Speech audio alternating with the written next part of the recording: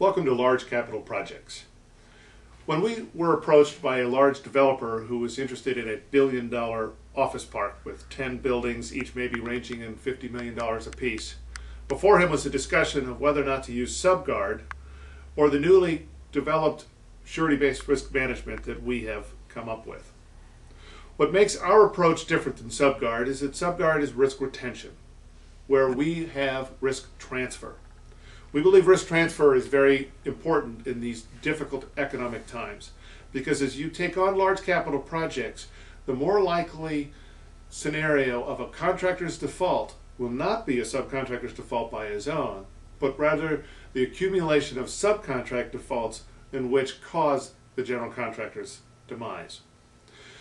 In the situation with our large capital projects, we believe that it is more prudent to bond the subcontracts and prevent their default than it is to bond the prime contractor.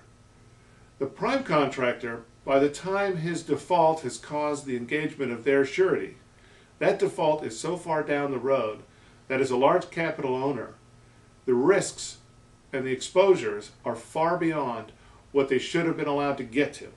The biggest exposure to a general contractor or to the developer that hires a general contractor is the default of their subcontractors that ultimately escalate into a default of the prime. The goal, therefore, is a proactive subcontract monitoring to prevent the general contractor's problem.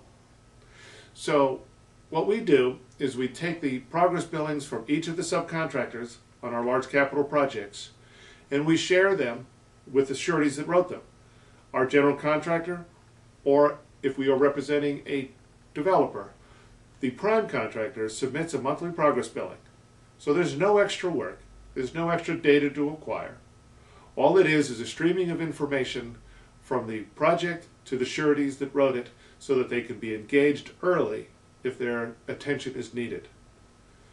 And when we talk about risk, we look at some of the current economic situations between the increasing gas costs and the ripple effect it has throughout the project, to the financing, where our subcontractors and generals are having trouble securing the type of lines of credit that would normally finance their business.